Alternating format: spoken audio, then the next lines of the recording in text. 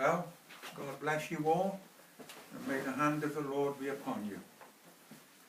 I want to do a third study on the theme that I've been looking at, over Philistia, will I triumph? And this is the third one. I'll call it victory. We've looked at the Philistine strategy, we've looked at the key to overcoming, and now we'll see that key in full operation tonight. We looked at the tactics of the Philistines on purpose, deliberately. What were they trying to achieve? They were trying to invade, to garrison the land, and then when they garrisoned, then they could spoil. They could send out from the garrison the spoilers who would go everywhere and take away the nourishment, take away the increase of the land, take away the fruitfulness, the prosperity, take away the benefits of the land from the people. But they had a bigger strategy than just that. It wasn't just spoiling. They wanted to rob Israel's inheritance, to rob what she had already inherited, actually, what the things that they had already inherited. They wanted to take it back from them, to prevent any further advance in, shall we say, geographically, any further advance into gaining more and more of their inheritance, and to prevent that, to distract them, to impoverish them, to weaken them, and take away their strength and their health. And what was their ultimate aim? Whether the Philistines fully knew it, I don't know. I will certainly say this, that the spirit that inspired the Philistines knew what the ultimate aim was. At all cost, they must subdue and ideally destroy a people who had the oracles of God, who had the voice of God, who had the ark of God, the symbol of his presence amongst them. That people must be at all costs kept under control and ideally wiped out. And a people through whom would come the Messiah, the royal seed of Abraham. God's plan to bring back to earth the Holy Ghost, the presence of God, the glory of God, filling the earth through this people. They must be stopped. At all cost, they must be stopped. We look a little bit at how powerful this enemy was. They really were powerful. We look at their chariots, we look at their horses, and we look at iron. And can I give you a verse about iron? This is what the Bible said about iron, the significance of iron in Bible days, in Daniel's vision, Daniel chapter 2, and it describes to you the significance of iron. The weapons of the Philistines were iron weapons. They had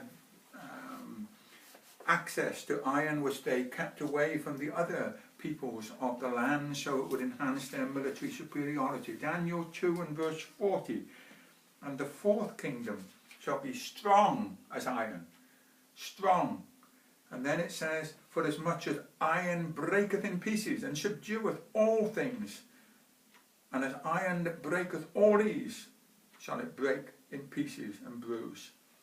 Iron breaks, iron subdues, iron is strong, and that is the weaponry of this enemy that had come against Israel. But it might have been that their weapons were strong, but Israel had a far stronger weapon than any weapon that they had, and that weapon was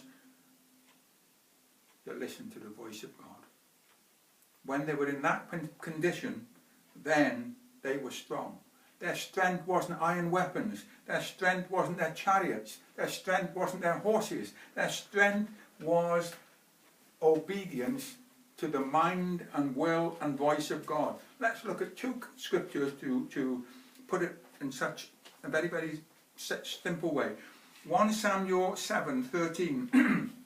This is speaking of when the people came to Samuel, the prophet, whom they had refused to listen to for 20 years and gone their own way. But when they finally came to the place when they wanted to listen to him and wanted him to rule over them, and the word that the Lord gave him to rule over them, then it says this in verse 13, that the Philistines were subdued and there came no more.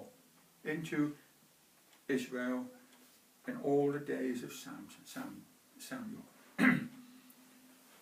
Well, the Philistines still had horses. They still had chariots. They still had iron. Israel still didn't have horses and chariots and iron. What made the difference? They listened to the voice of God. Well, they turned from Samuel, didn't they? So all the days of Samuel, they didn't come into the land. We go, when they turned from Samuel, 1 Samuel 14 and verse 52, there was sore war with the Philistines. All the days of Saul. All the days of Samuel, the man whom God had chosen and the people had received, the Philistines were subdued. All the days of Saul, the man that the people had chosen and refused the voice of God, they have problems with the Philistines. And that sums it up beautifully. But let's move on. Let's look now more at David. We've already looked at bits of David. We've seen the dealings of David with the Philistines and how he had overcome them. But the nation as a nation had not overcome them. You can be in church life. You can live in victory, but the church might not. It depends on your attitude, your outlook, your commitment to the will, the mind, the Spirit of God. And you can go through church life and the church can have problems that it need never have had, but you can still know overcoming, victory and strength in the midst of it all. David saw victory. We find a number of times, but one thing is for certain, when the Philistines heard that David, the man, not only the man who had conquered them and beaten them and defeated them militarily, defeated their biggest weapon, literally, Goliath, the biggest weapon they could bring to bear against Israel, this young man whose mind was set on the will of God, sorted out by the Spirit.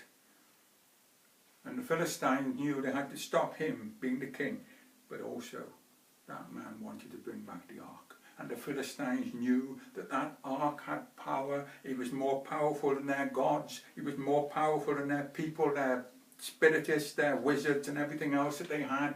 And they must at all costs stop that man coming to power in the land. Well, they failed, didn't they? We look at that. So let's move on a bit now. We see what happened. What was the relationship between Israel and the Philistines? Now David was on the throne and he'd overcome the Philistine attempts to destroy him at the beginning of his reign. Well, he had first things first, and we need to do that in all things. First things first. Fascinating. 2 Samuel 5. It tells us in the first 5 verses how the elders of Israel, firstly they acknowledged the voice that God had spoken. The Lord told us, you know, they came to David, will you be the king? The Lord said you'd be the king. I have a simple comment to make. It took them long enough to say it. He said it years before. Took them long enough, didn't it? But they did say it, and we're grateful that they said it, but it took them long enough. But finally the time came when they acknowledged that the word of the Lord had set David apart to be the king, and they accepted that word and they anointed him to be king. That's the first thing. The second thing, I mentioned this before, that David, once he was king, his very first act was to capture Jerusalem, Zion. Why? We went into that, so we won't go over it again.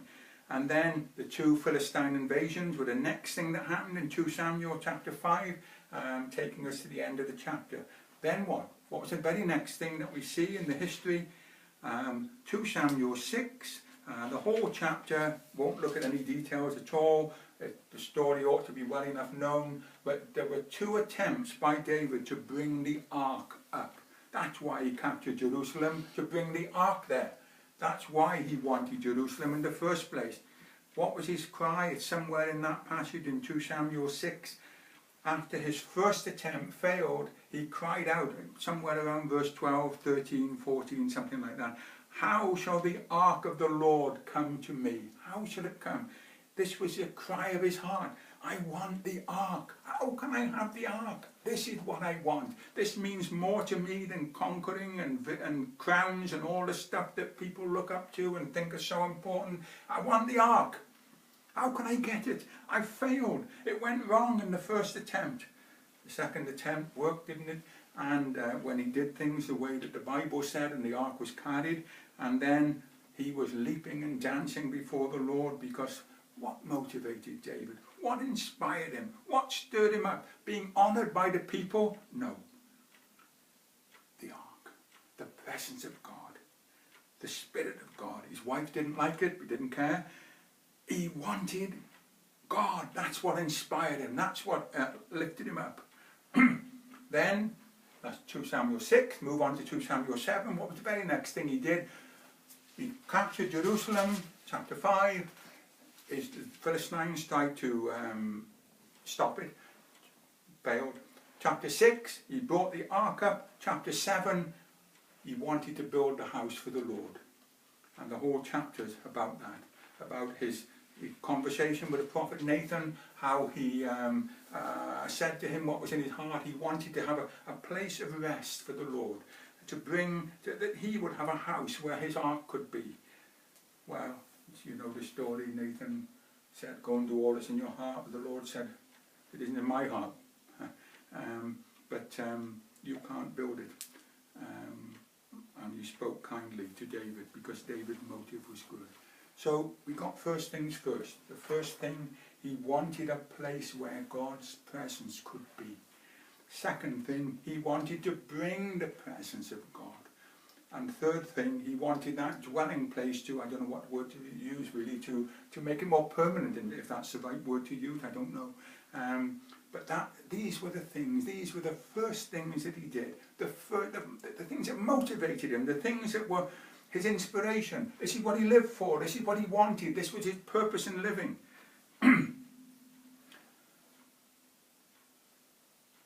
This was before he went out and did all these military campaigns that followed afterwards when he was king. He got first things first. Joshua did the same, if you remember. When he crossed the Jordan, we know he captured Jericho. He had to, otherwise he couldn't have had a camp that was safe and secure. Once he captured Jericho, they had their camp in Gilgal, and now they had their base camp, and everyone could sort of camp there, and the families and the children and whatever else. While the soldiers went up into the highlands to conquer the land. They conquered Ai. Only Ai. That was a small place. At the top of the hills, when they got to the top of the hills, it was one of the gateways onto the hill country. Once they captured that, what did Joshua do? Did he carry on fighting? No. He collected their nation and the ark, and they all went. We're in the middle of war now. They all went to the centre, the geographical centre of Israel. It was exactly where the Lord had told them to go. Moses told them by the word of the Lord in Deuteronomy, and they went to Mount Ebal and Mount Gerizim by Shechem, and there Joshua read them the word. The word was the centre. That word was going to be the centre, even though they were in the middle of a military campaign. The word must be the centre. It must be the first thing. It must be the thing that before anything else. And he made sure that the ark was there as well. The ark was brought up. Then, the military campaigns, from Joshua 9, 10, 11, 12. And so on, when he went all over the land, conquering this, that and the other. But from the very beginning, the word must be at the centre. Right, okay. Once David had put his priorities, right, Jerusalem, the place for the ark, bring the ark, and then he wanted a house, but he wasn't allowed to, but you can see where his heart lay. It said in Psalm 132, it's a lovely psalm, David said, I vowed, I made this vow, I made this promise, I would not give sleep to my eyelids until I could find a place of rest for the holy God of Israel. The ark, this ark. This must be the centre of our life, because this is where he meets with us, and this is where he speaks with us. That was the centre of David's life. It was how he ran the country, it was how he ran himself. Well, let's move on. We come to 2 Samuel chapter 8, the next chapter. Once the priorities were resolved, then David began to restore that which had been lost due to long years of disobedience, rebellion, invasions by the various surrounding nations, and so on and so forth. You get it in 2 Samuel 8 verse 3. It talks about him recovering his border, restoring the border. In other words, God had given them a land. It said in Genesis 15:18 what the borders of that land, they would go up as far as the river Euphrates. And now it's said in 2 Samuel 8:3, David went out to recover the border up to the river Euphrates. He went to recover what had been given to the people of God. This was their inheritance. God gave them this. They lost it because of all sorts of reasons of disobedience and not listening to the voice of God. David wanted that the nation should inherit her inheritance fully. And so he went out to restore the borders of Israel to what God had said that they would be. If you like, to fully enter into their inheritance. What was the first? So what happened? Be very simple. The whole chapter, you read through the different places, the different people that were dealt with. You just get a map of Israel in front of you, and you'll notice from the south, the Philistines, Amalekites, Edom. You can move up to different places up in Syria and Zobah and others, and you've got all around the borders of Israel. David subdued them all. But what was the first one? 2 Samuel 8 verse 1. He smote the Philistines. And after this, 2 Samuel 8:1. And after this, after what?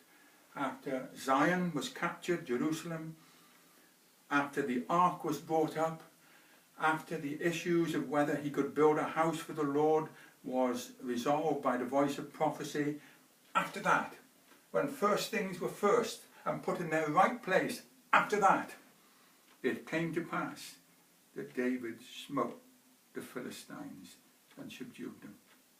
That's the first enemy, because that was the one that was causing them the most problems at that time. The most problematic and destructive foe. Now, we know from some of the accounts in Samuel, 2 Samuel 23, we know that David had won various victories over the Philistines in the past. You know the story of how some of his men broke through. It's in 2 Samuel 23, 13 to 17. 3 of his mighty men broke through the Philistines' garrison, and they got a hold of the water of the well of Bethlehem and brought it to David to drink. We know that they conquered the Philistines there. We know in another verse, 2 Samuel 23, 9 and 10, there was a man called Eleazar, and it said that he defied one of the mighty men. He defied the Philistines when they gathered together to battle, and the men of Israel retreated. And he smote them until his hand clave to the sword. And the Lord gave a great victory. He really was. He drunk the spirit of David. When there's a David around, you find others rise up. That David somehow, with a man like that leading them, there's no wonder that he was called the light of Israel. His own men called him that. You're the light of Israel. We can't put you out. We mustn't lose you. There's something about you that inspires us. It brings out of us what's in us. But when you aren't there, it doesn't come out the same way. But when you're there, it comes out something it's stirred up. It's quickened. It's made alive. And you create an atmosphere that gives us the faith and the expectancy that we can bring out what's inside of us. And Eleazar went out and defied them. Isn't that what David did? He went to Goliath. You defy the armies of Israel, the living God? Well, and he went out and defied Goliath. Well, Eleazar is going to do the same now. He defied the Philistines when they gathered together to battle. Israel had retreated, but he didn't. He smote them until his hand, the skin had all come off, the rubbing of it and all the blisters and everything, until it all stuck to the sword and became one with the sword. and he was so fierce in his battle. What a spirit was on him. Well, that wasn't the only time, was it? Here's another one, 2 Samuel 23, 11 and 12. And I'm not going to read these out because of time. But if you read it along with 1 Chronicles 11, 13 to 14, that's 2 accounts of the same story. You'll get little bits and pieces from each one and put them together. You'll get the fullness of the story. And it's a lovely story. There's a man called Shammah, one of the mighty men, and Eleazar, and Eleazar was with him. And the Philistines, they gathered together in a troop in a lentil field. And these men, they stood in the midst. They took their stand in the middle of a lentil field and defended it and slew the Philistines. Why? It was only a poky old lentil field. You know, it's not sort of, I don't know what to say. It's not the poshest of food. It's not the most valuable of food. No, but it was Israel. And God gave them that field. And that field was theirs because the Lord had given it to them. And no Philistine is going to take it from us. And the spirit on him was the same spirit as on David that would restore the borders of Israel. No Philistine is taking what God has given. He gave us this lentil field. And what's more, from this field we gain nourishment and strength that we can serve him the way we want to. You aren't coming away to take away our strength. You're not coming here. We are taking our stand in the middle of this field and we will fight for it. And he did. And the Lord gave them a great victory. You're not having our inheritance. But they were, how can I say, they were lovely examples, but these weren't what David did in 2 Samuel 8 verse 1. These were examples that happened before David had the full authority amongst his people, before he'd been accepted as the ruler, before the elders of Israel had come to say, we want to listen to what the Lord said about David and not going about it our own way. Choosing our own ruler and picking the kind of man that we want. Now we'll have the man that God wants. So these incidents, they're inspiring, they're uplifting, but they aren't when David was a king. But something happened, and it's blessed. No longer, for the first time at all. Look at these examples I've just given to you. What were they fighting for? A lentil field. Yeah, but where was the lentil field? In Israel. What about this water? Where was it? In Bethlehem. And where was Bethlehem? In Israel. In other words, the enemy had invaded Israel. But things were going to change. There was a man now who had authority, and he was going to use that authority to make sure the presence of God and the voice and the will of God ruled the nation. That man, he now took the fight to the Philistines. For the first time, Israel, there were times when Israel attacked the Philistines, but it was when they were attacked. Then they attacked them back. The Lord gave them the victory, and they would chase them, and sometimes even into their own Philistine territory. But this was different. This time, David took the initiative. David, Israel, was the first to attack. And they took the attack into enemy territory. They were going against them. And what a blow they delivered.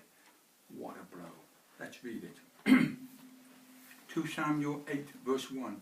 David smote the Philistines, and he subdued and took Metheg Ammah from the hand of the Philistines. Well, that's enlightening, isn't it? Where is Metheg Ammah, or Ammah? What is Metheg Ammah? Was it one of the towns of Israel that the Philistines had captured, and now David was going back to take it back?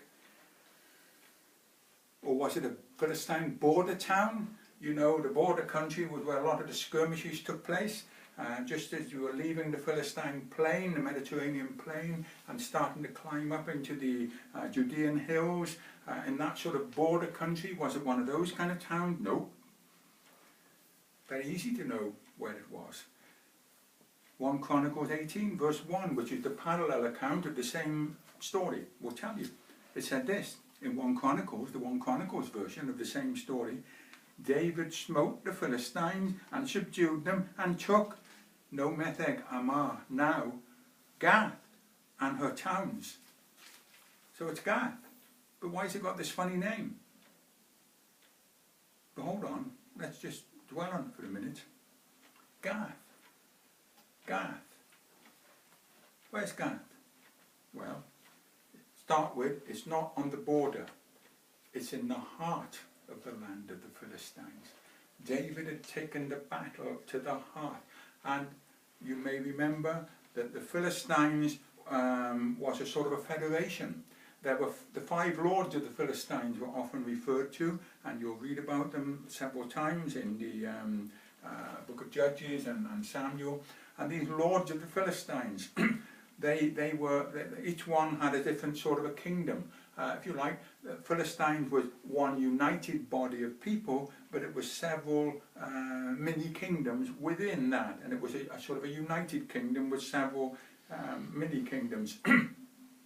And one of them, one was Gaza, one was Ashdod, one was Ekron, one was Gath. Gath was one of the chief cities. David took the fight, not to a border town, but he took the fight right down to one of the chief cities. But not just one of the chief cities. Oh no. Oh no. This is where we come to Metheg Ammah. Ammah means mother. He took the fight to the mother city, or as we say in our modern way of speaking, the metropolis, the capital city. It was the chief one. Of them all, this was the chief. And this was the one that David took the battle to. All right? But, well, let's just say one more thing about it. Gath, think about it. What do you know about Gath? Well, Israel had some really gigantic problems came from Gath, and one of them was called Goliath. That's where the biggest problems that they had were coming from. So it wasn't just that it was a capital city, this is where the biggest problems were coming from, and they were being generated. They were being generated because there were more than one, but we'll stick with Goliath for the moment. But let's go a bit further. Why else did David attack Gath? The clue is in the other word that I haven't given you yet. The name of Gath in the 2 Samuel 8:1 version is Metheg Ammah. In the Chronicles version, it's just called Gath. Why? What is Metheg? Well, it means a bridle. And what's a bridle for? What do you put a bridle on a horse for? You control it. The horse is powerful. But didn't it say in James? A little bridle can determine the movement of this great powerful war horse, but a little bridle, just a little bridle. The bridle controls. The bridle dominates.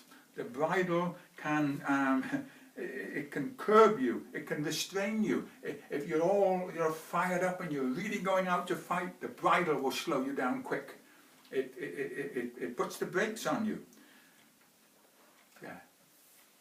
Now we know why this Gath was given this name, because it was the mother city, the metropolis. It was the chief city of the the Philistine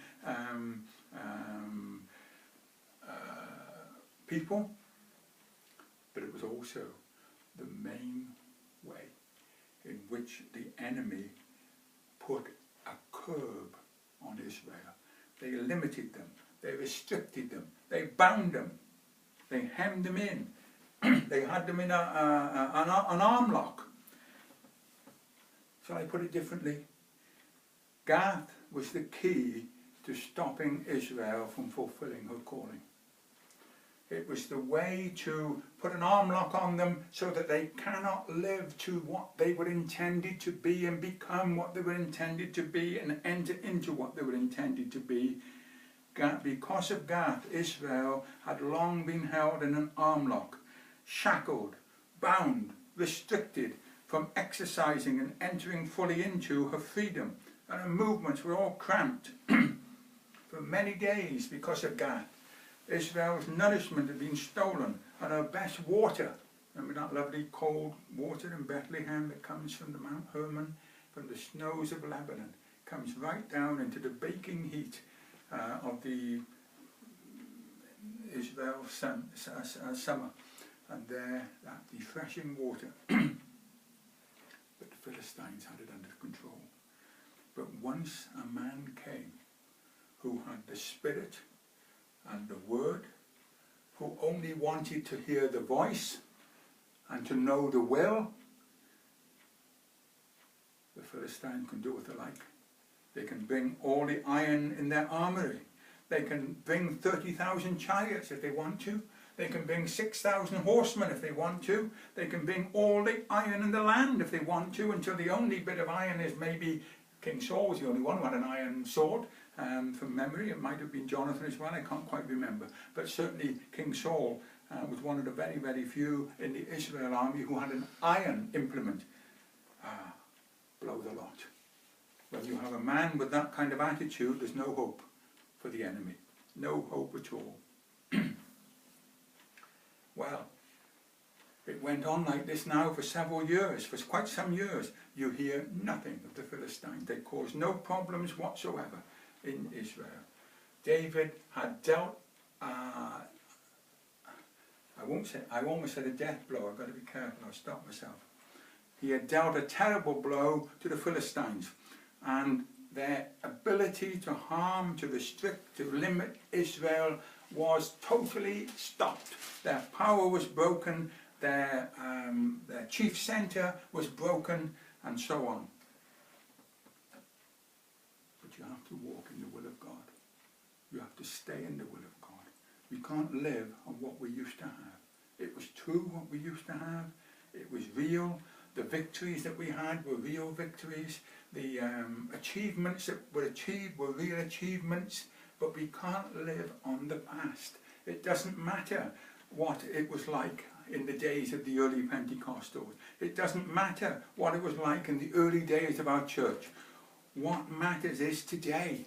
We're here today. Thank God for whatever was done in the past. We thank Him for it, we rejoice in it, but we're here today. And we have to obey the will of God now, just like you had to obey the will of God then. If there were victories then, it was by going the right way. And today, the only way for victory is by going the right way. We still have to go the right way. We know, sadly, David made some serious mistakes a little later in his reign. And it had an effect. Because the Philistines rose again. And it's no coincidence. It's no coincidence. What subdued the Philistines wasn't David's weaponry, it was David's obedience. And when David lost his weapon, the Philistines could rise, and they did. Now, I want to emphasize, I've said this before, every time something goes wrong, it doesn't mean that we've done something wrong. And the example I gave to you before, in an earlier study, was Abraham and Isaac. Abraham and Isaac had dealings with the Philistines when Israel was not a great nation. There was no more than 70 of them, it said, that went down to Egypt. And they had problems with Abimelech. Abimelech isn't the name of a king, it's the title of a king. It's like Pharaoh in Egypt is the title of their king, and Abimelech was the title of the Philistine king. Anyway, they had problems there, and there was jealousy towards them by the Philistines, and Abraham had some problems, and Isaac had some when they were blocking up the wells that he was digging, and so on and so forth. They hadn't done wrong. So I want to make that point clear. Every time we are attacked by something or other doesn't mean we've done something wrong, but sometimes it does. And in this case, it did. What was the result? Well, David's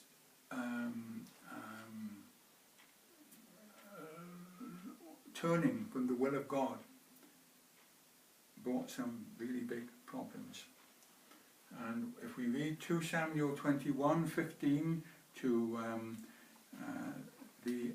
I think it's up to verse 21, up to the end anyway, you'll find the story. In fact, he had 4 big problems. I will try and summarise them quickly.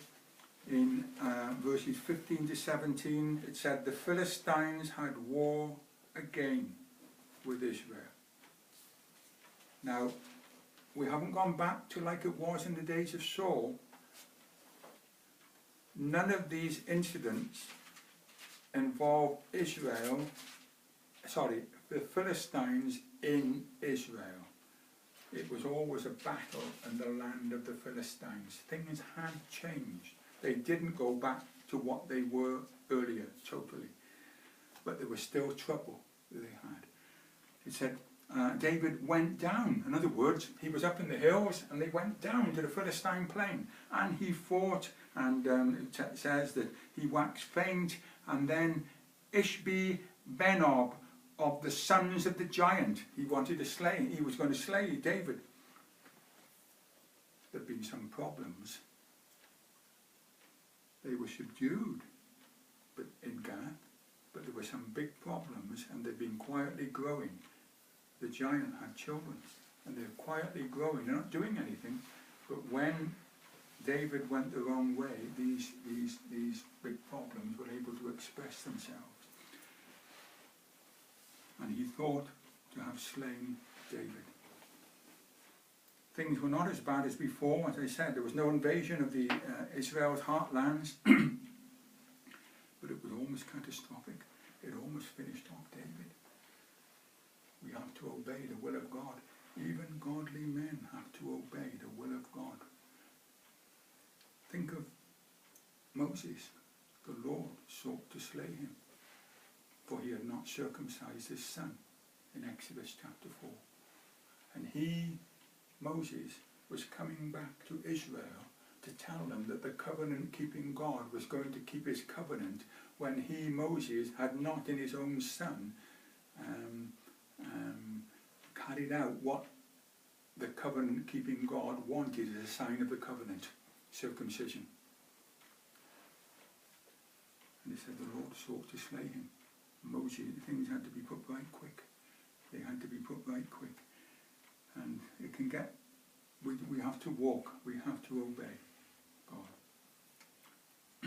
Well, we move on. 2 Samuel 21, verse 18. And it said, again a battle with the Philistines. So, yeah, they beat them, but they come back. The same enemy comes back. And it's a battle this time with them at Gob. And where's Gob? Gob is on the Philistine plain. It's not in the hills of Israel, it's on the Philistine plain. And then we read that Sibbecai slew Saph, who was of the sons of the giant. There's another giant problem there, quietly growing up. The same mastermind Philistine spirit, but this time it's not the same giant, it's a different problem. It's the same inspiration, but a different problem. The same source, if you like. They all come from Goliath, don't they, these children? Then you move on to verse 19, and it said, again a battle in Gob. It seemed it keeps coming and coming. The same problem is coming back, for the same Philistine problem, and this one is in the same place, in Gob. And it said this time that Elhanan slew the brother of the giant of Goliath, and so on. Sometimes you have repeated spiritual battles. The same spirit fighting on the same battleground, going over the same ground, and each time there's a new giant problem come up. And then we move to verse 20 and 21. Yet a battle, another battle, yet again, another one. This time it's in Gath. This is in the heartlands. You know, Gath is getting restless under the control of David. and they had to go down there. And it speaks of a man of great stature, and he also was born of the giant, but one of David's, I think it was David's, what's his name, his nephew, slew him. So there were repeated problems, but, and this is an important but, David did put things right. He did repent, and at the end of his days it's beautiful to see how he spent all his time assembling things so that everything was ready for the temple when his son took over. His heart, everything about him was focused on the will of God again. And never do we meet the Philistines again in the days of David. We never meet them again. What's more, you never meet them for over 200 years. You won't read about them. They're not there. They don't turn up. They cause no problems. They don't turn up until the days of the son of Jehoshaphat. That's over a couple of hundred years later. That was it. Finally, it was all over. 2 Samuel 21:22. These 4, born to the giant, fell. And that was the end of it. Gath, the mother city, her problem-generating power was destroyed. This constant flow of giant problems from Gath had been wiped out. No more. There weren't any more giants. That was the end of them. And that was the end of Philistine power to influence, to trouble, to bother, to annoy, whatever word you want to use. That was it. Yeah. Many is the time in the Christian life. The fight is hot, it goes on, it seems to repeat and come back and go back, ebb and flow and so on. But there comes a day when there's a victory. There's a VE day. There's a VJ day. There's a day when the war is over. They've surrendered. You've conquered. You've won. That's it. And they've won. It was all over. Never again. Over Philistia, said the psalmist, I will triumph. They had. And they could cheer and they could wave and they could shout and they could do what they liked. They had beaten them. They had overcome. They could enjoy the fruits of their land. They could enjoy their inheritance. They could enter into it. They could spread abroad further, and they could enjoy the fruits of that inheritance more without being spoiled, robbed, and things being taken from them all the time, ever on the defensive, ever on the lookout, ever wondering where the next blow is going to come from. Instead of that, now they were able to enter into it, to progress, to advance markedly. Over Philistia, I will triumph at last. Victory. Through a man who wants to listen to the voice, to be governed by that voice. Believe the Lord and believe his prophets. It may well be there's all sorts of nonsense out there. As I say many times, don't throw the baby out with the bathwater. There's only nonsense because there's real stuff. If there's a scarecrow there, there's something that he's trying to keep you away from. Scarecrows aren't put on slag heaps. Scarecrows are put where there's good crops growing. And if there's scarecrows of false prophets and nonsense and rubbish, it's a real thing they're trying to keep you away from. Go and find the real thing. Amen. The Lord bless you.